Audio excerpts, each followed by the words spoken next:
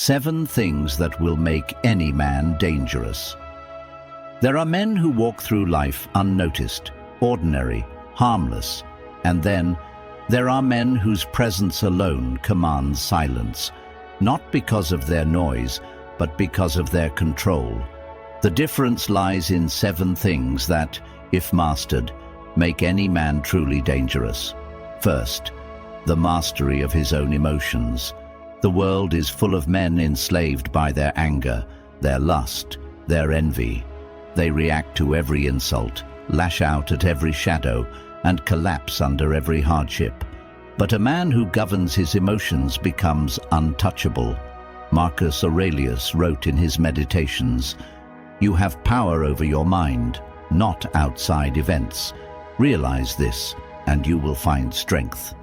A dangerous man is not the one who shouts, but the one who does not need to. His silence weighs heavier than another man's rage. His calmness in chaos becomes his weapon. He does not fight every battle, he chooses them. And because he chooses them, he almost never loses. Second, the courage to live by principles, not approval.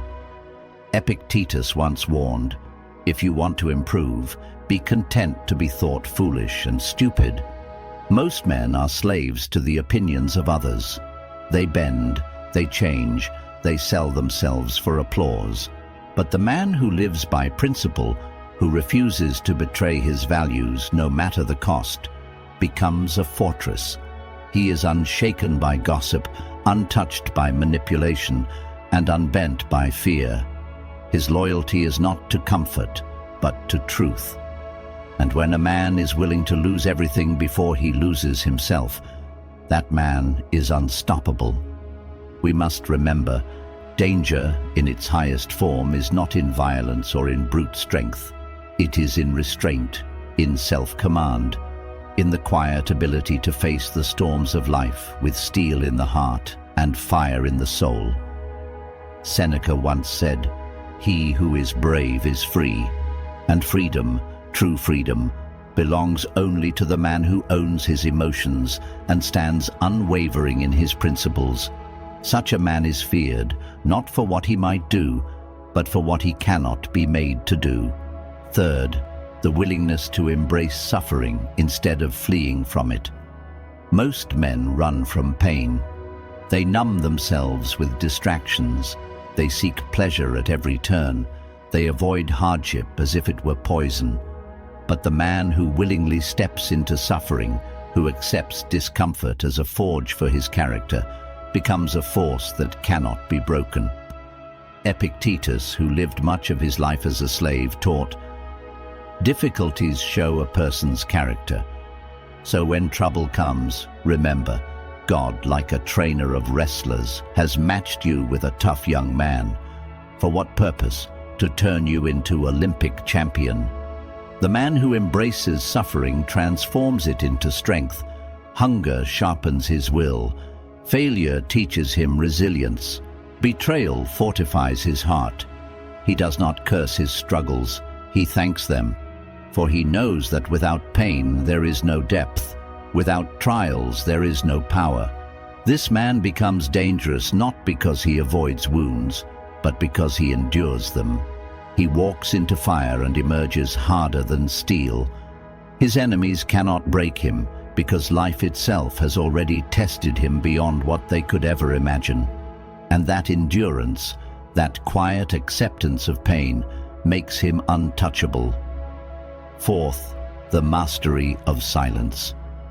A dangerous man does not need to roar. He does not waste his energy on endless arguments, gossip, or meaningless chatter. He knows that words can betray him, expose him, or tie him to promises he never intended to keep. Seneca warned, "The greatest remedy for anger is delay, and delay is born in silence. Silence is a weapon. It unsettles those who thrive on noise. It confuses those who expect reaction, and it guards the inner citadel from intrusion. A man who can remain still while others shout, who can keep his mouth closed when provoked, who can observe rather than reveal. This man is feared because no one can read his mind or predict his next move. Silence grants power over emotions. It gives time to think when others rush blindly into conflict. It allows clarity in moments of chaos. And most importantly, it keeps a man untouchable, because nothing said in haste can later be used against him. The man who commands silence becomes dangerous not by aggression, but by restraint. He is the calm eye of the storm, the quiet shadow that holds more strength than 1,000 noisy men. Fifth, the ability to walk away. The most dangerous man is not the one who clings to everything, money, status, relationships, or approval, but the one who can let go without hesitation. Epictetus taught that true freedom comes when we no longer chain ourselves to what can be taken away. A man who can walk away from comfort, from applause, even from love if it corrupts his soul, cannot be broken. Weak men beg to be accepted. They sell their integrity for the fleeting comfort of belonging. But the man who values principle over pleasure, who can leave behind what no longer serves his growth, terrifies the world. Why? Because he cannot be bribed, threatened, or controlled. If you cannot hold something over him, you cannot own him. Walking away is not cowardice, it is supreme strength. It says, I will not enslave myself for what is temporary. I serve only what is eternal within me. And when a man reaches this state, he carries an aura of danger, for he becomes untouchable, not because of what he holds, but because of what he is willing to release. Sixth, mastery over desire. The man who is enslaved to his desires is predictable, weak, and easily broken. The man who has mastered them is unstoppable. Seneca once wrote, "He who is brave is free." But bravery is not found in fighting external enemies. It is found in conquering the inner tyrant of lust, greed, and craving. Think about it.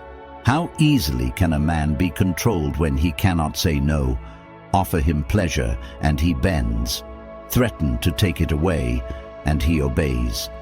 But the man who looks temptation in the eye and refuses it, he frightens the world, because he cannot be bought and he cannot be seduced.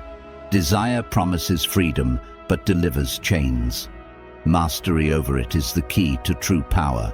When a man no longer chases, but instead chooses, his presence carries weight. He is not desperate. He does not beg. He does not consume endlessly to fill the void. He has turned that hunger inward, forging discipline, sharpening focus, and building a fortress of self-control. This is what makes him dangerous. Not his fists, not his wealth, but his ability to deny what others cannot live without. For when he controls desire, he controls himself. And when he controls himself, he is stronger than any man who rules the world, but not his own mind. Seventh, the power of enduring pain without breaking. Most men crumble the moment life strikes them. They complain, they rage, they curse the heavens. But there is a rare kind of man who does not resist suffering with noise. He absorbs it in silence. Epictetus, who was once a slave and lived in chains, declared, "Do not seek for things to happen as you wish, but wish for things to happen as they do, and you will go on well." To endure pain without complaint is to terrify the world, because the one who cannot be broken by suffering is beyond manipulation. Threaten him with loss, and he accepts it. Strike him with grief, and he grows colder, sharper, more unshakable. Take everything from him, and he still stands, because he has already prepared his soul for the blow. Pain, for most, is the end. For him, it is the forge. Each hardship is a hammer shaping his character, each scar a mark of strength. He does not run from it, nor does he wallow in it. He bends it to his will, turning agony into armor. This man becomes dangerous because he is untouchable. The world cannot use fear to rule him, nor suffering to silence him. He has mastered the highest form of power, not the absence of pain, but the ability to carry it with dignity. Remember, the world belongs to the man who rules himself. Every strike, every silence, every scar, it is all shaping us into something unbreakable. If these words stirred something inside you, then stay with us. Subscribe so you never walk this path alone. Until we meet again, remain unshaken.